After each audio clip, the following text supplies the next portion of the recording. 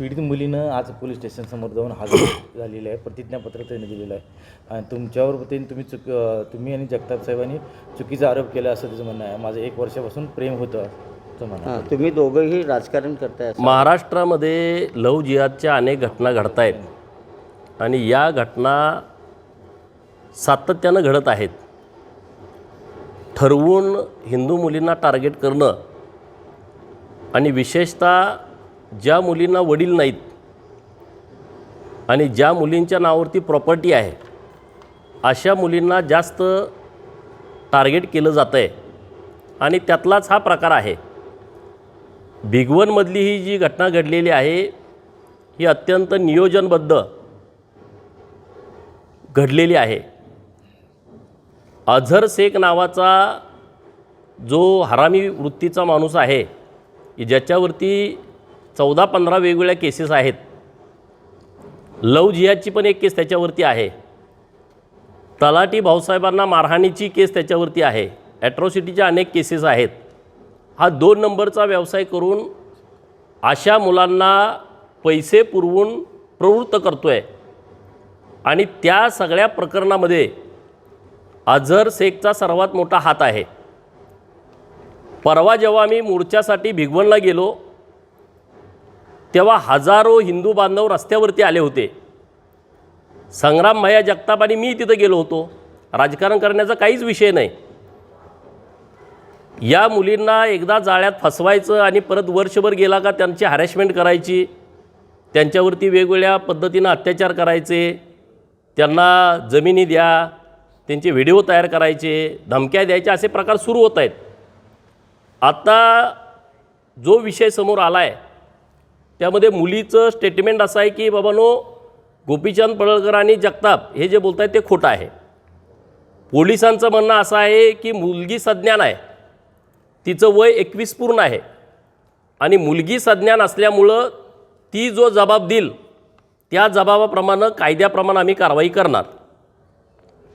आता माझं या सगळ्या विषयावरती म्हणणं एकच आहे, कायदा काय म्हणतोय की 21 वर्ष मुलीची पूर्ण असल्यामुळं 18 वयापेक्षा जास्त तिचं वय आहे, त्यामुळं ती जे म्हणल ती सज्ञान असल्यामुळं तिला स्वातंत्र्य आहे.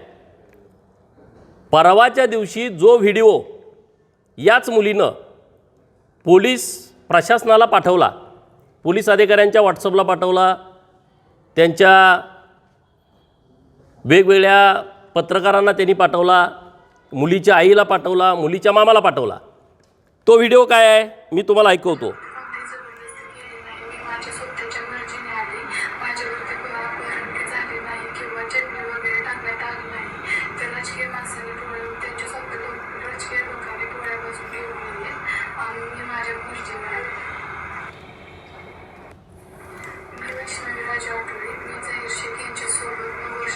नऊ वर्षापासून मी प्रेम संबंधात आहे. ही कोण म्हणतंय?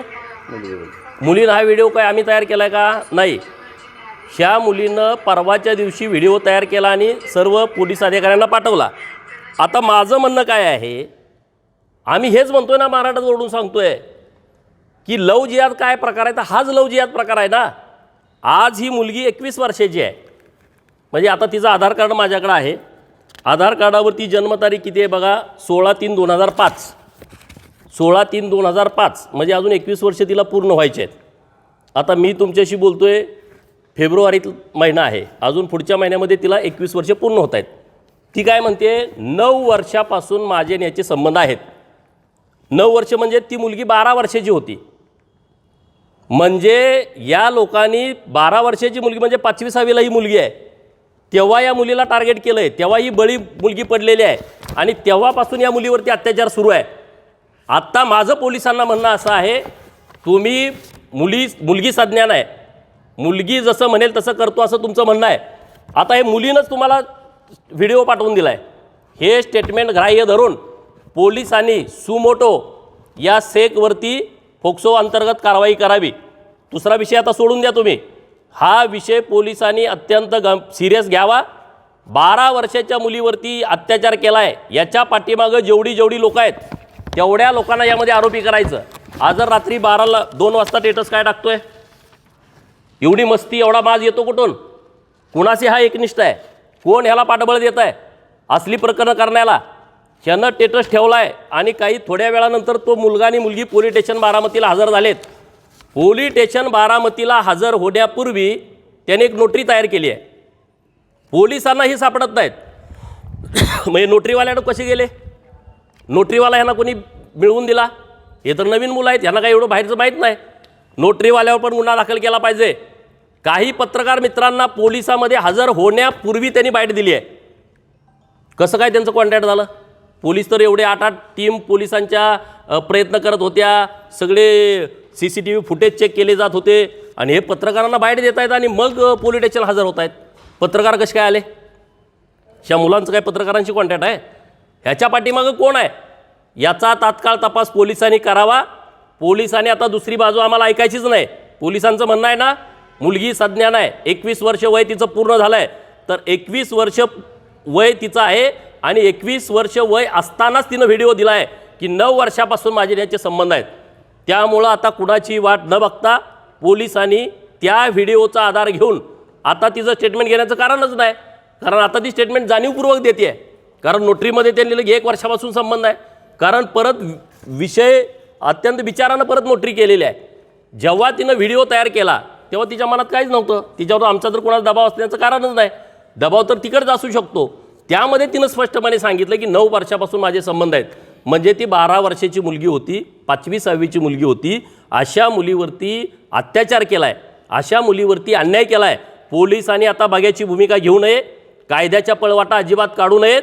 आता तुमच्या म्हणण्याप्रमाणेच आमचं म्हणणं आहे की 21 वर्ष वय पूर्ण झालेली मुलगी म्हणते आहे, तो व्हिडिओ पोलिसांना पाठवते, तो व्हिडिओ पत्रकारांना पाठवते. महाराष्ट्रातल्या सर्व इलेक्ट्रॉनिक मीडियाच्या माध्यमातून तो महाराष्ट्राच्या समोर व्हिडिओ आला आहे, त्यांच्या नातेवाईकांच्या समोर व्हिडिओ आला आहे, सर्व सोशल साईटवरती तो व्हिडिओ आहे आणि स्पष्टपणे तिचा उल्लेख आहे 9 वर्षापासून माझे संबंध आहेत.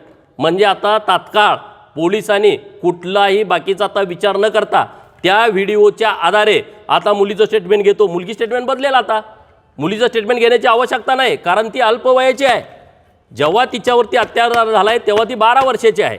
त्यामुळं पोलिसांची जबाबदारी आहे, त्यांनी सुपोटो गुन्हा दाखल करावा. नसेल मुलीची आई गुन्हा दाखल करेल, मुलीचा भाऊ गुन्हा दाखल करेल, तात्काळ कारवाई करावी. दुसरा विषय आहे की हे ज्या मुलींच्या नावावरती जमिनी आहेत त्या मुलींना हे पकडतायत.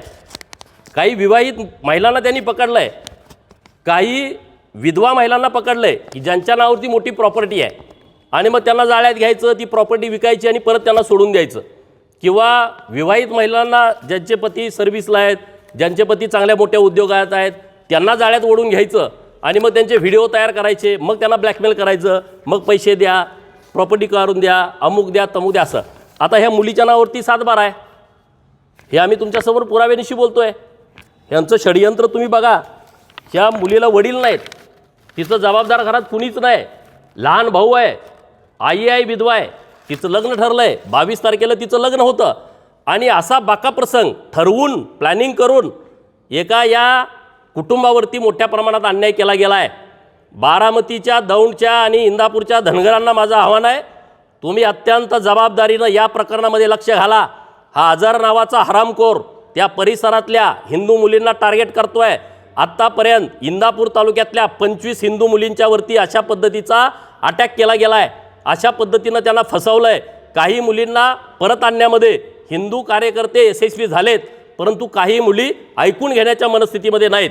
आता तुम्ही सर्वांनी बारामतीच्या पोलीस स्टेशनच्या बाहेर थांबावं. पोलिसांना पुणे ग्रामीण SP साहेबांशी मी सकाळी बोललो आहे, ॲडिशनल SP साहेबांशी बोललो आहे, DYSP साहेबांशी बोललो आहे. आता आमचं म्हणणं इतकंच आहे, तुम्ही काम केलं आहे त्याबद्दल आमचं कुठलंच दुमत नाही.